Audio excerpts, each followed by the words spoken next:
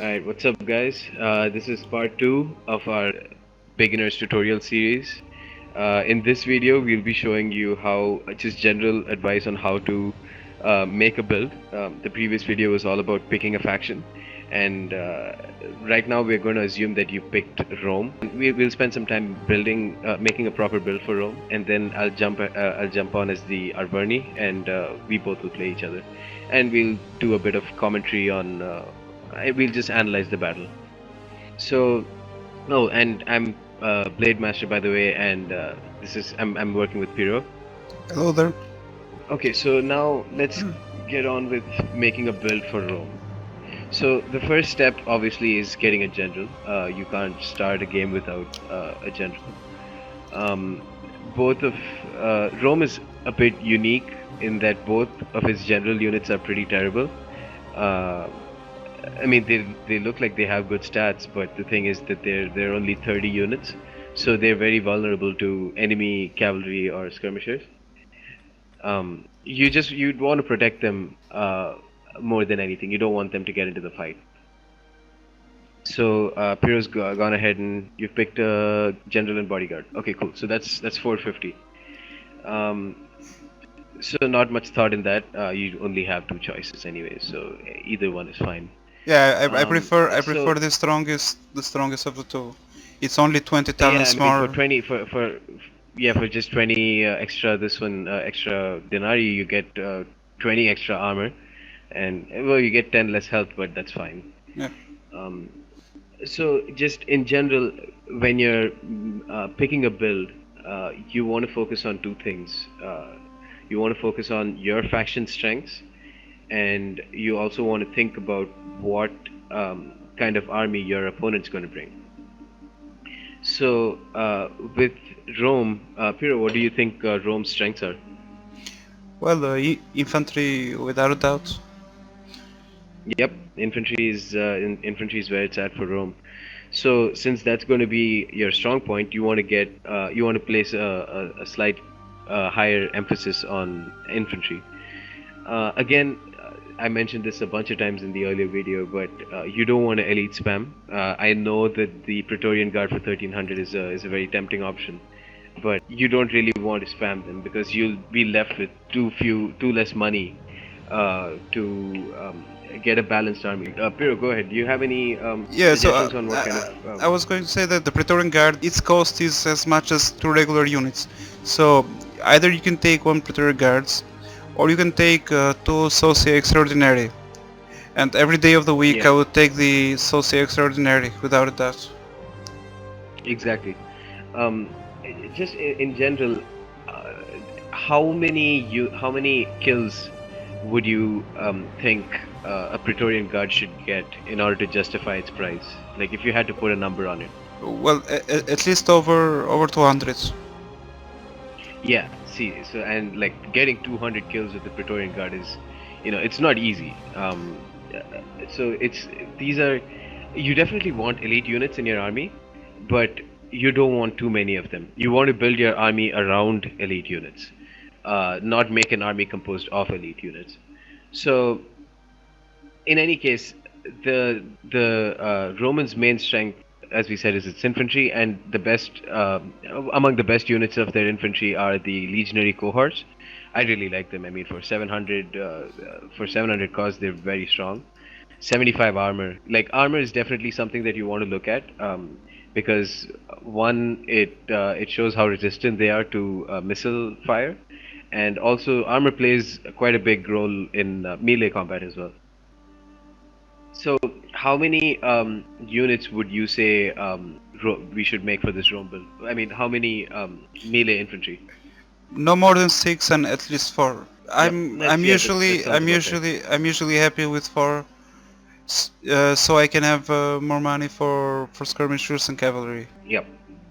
So yeah, 446 is a very strong option.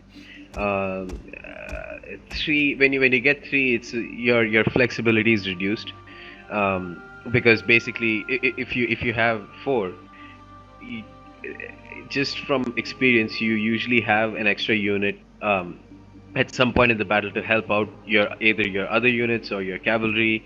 So from 4 to 6 is a very good number. Um, so we've got four legionary cohorts. That's a very good, strong infantry corps. Now you want to back that up with a couple of higher level units. I'm not sure if we should get Evocades or if we should just go ahead and get Praetorian Guard. What do you think, Piro?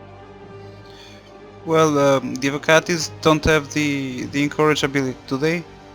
They do not. Nope.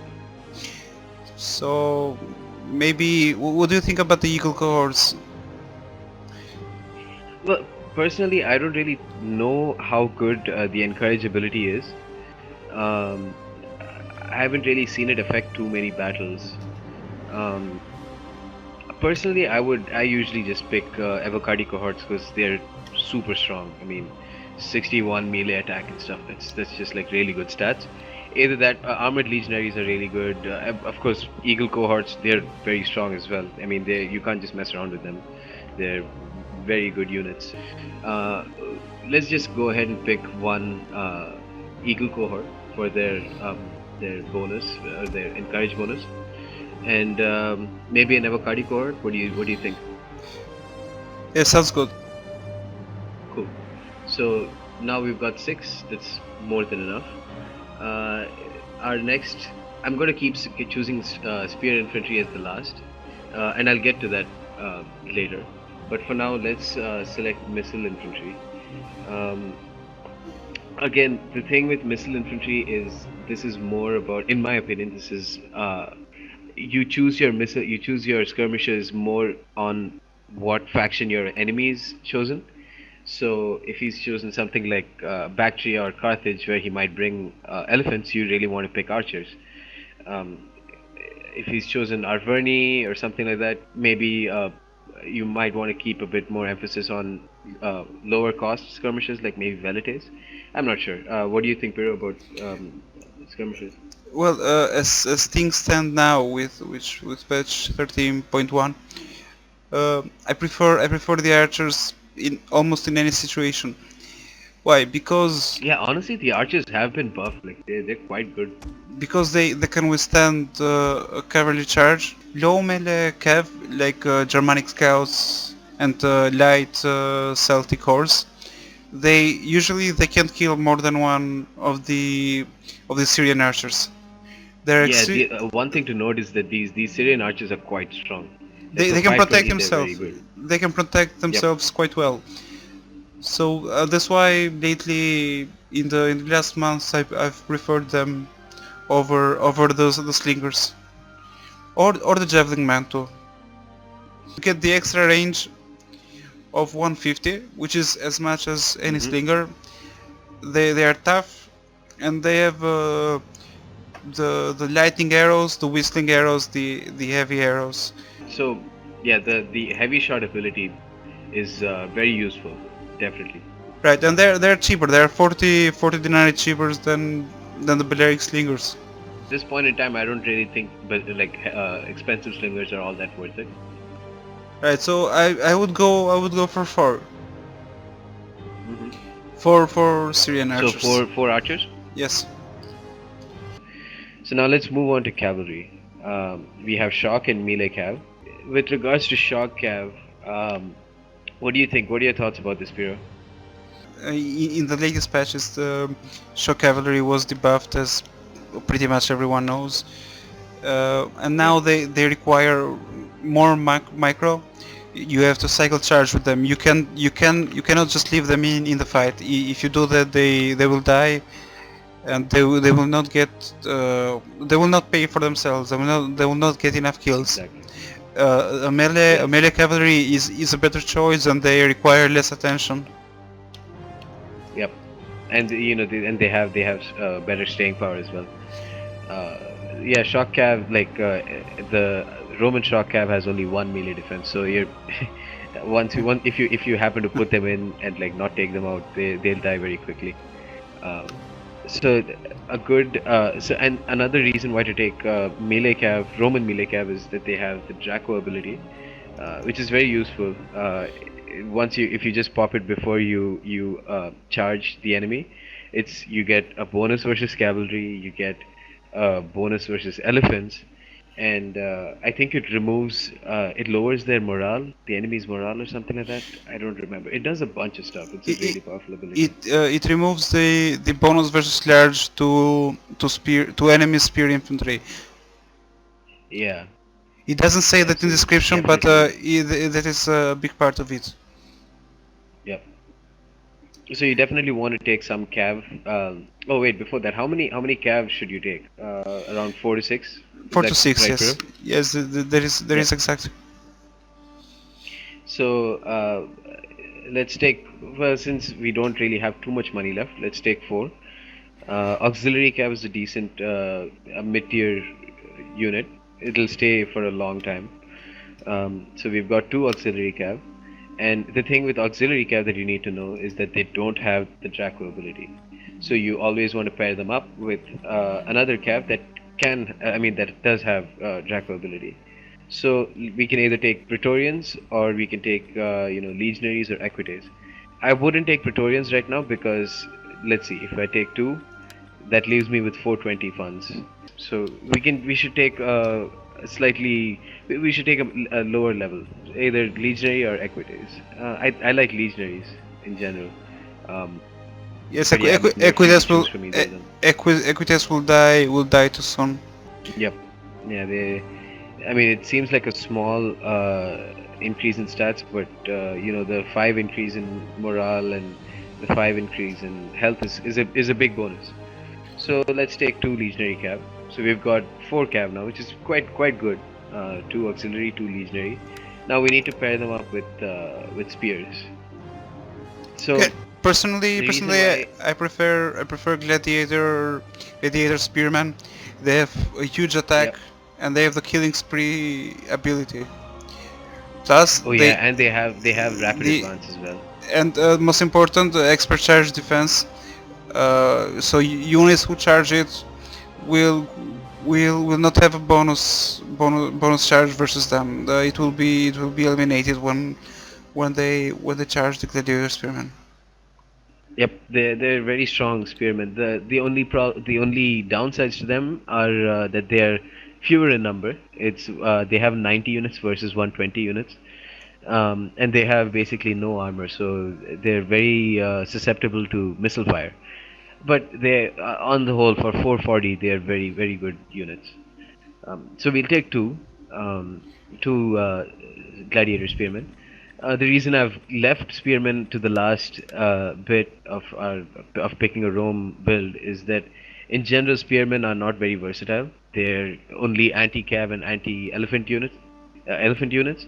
So you don't want to get a base line of spearmen because the enemy's melee infantry will absolutely hammer them. So leave them to two or three. Keep them cheap. Um, don't try and spend too much money on spears. They're not very useful. They're very useful versus cav, but not much else. So now we have 800 funds left. Um, sh- we should get an elephant, shouldn't we, Pero? Yes, I was thinking the same. An elephant is very useful to a new player. It will make things much Yep. easier for him or her. Yeah, and I mean it's got so many bonuses. Like it scares everyone. It's basically anti-cav and anti-infantry. It's the only thing is you have to protect it against missiles and pikes. Even like lower level spears cannot fight it. They're a very good unit to have. The only thing is they're very expensive. So these African elephants, which are only 9 elephants by the way, are 1400. So we are down 600. So we need to find 600 from somewhere. We can take out one of our high tier sword infantry. So either the eagle cohort or the avocado cohort. Yeah. Let's try with the Eagle cohort. So we have 330 left. That's a bit much. If you take, so let's try and put that back in Eagle cohort. Let's remove the avocado cohort. So now we have 280. For this we can get a lower level spear, the Vigiles, for 200. And while these units won't cause many kills or anything, they'd be quite useful if you want them to absorb a charge or if you want them to be like missile fodder, so the enemy units can just waste their ammo on them, or And they can stay back behind your. Sorry, go ahead. yeah, and you can also use them as a guard, so to speak, for your skirmishers. When you move your infantry to charge the enemy, they can stay behind and protect the skirmishers. And more often than not, your opponent will not risk charging his cavalry at a spear unit, even if it's Definitely. a weak one like division. Most people will shy away from that. It's very discouraging to attack Yep. a spear unit head on with cavalry. So yeah, it's definitely for 200. It's very easy to get value for money with this for 200, and it's quite in general. It's a useful unit to have. Since we have 80 funds left, we can put a couple of upgrades for our vigiles, make them a little less shitty. So now we have only 20 funds. We've used most of our funds, and so this is a good enough Rome build. And one last thing, if you have Caesar and Gaul DLC, make sure that you set your general skill type to Caesar. This will give him a massive boost. He can use some really great abilities versus the preset ones. So shall we go ahead and start a battle, Piero? Okay.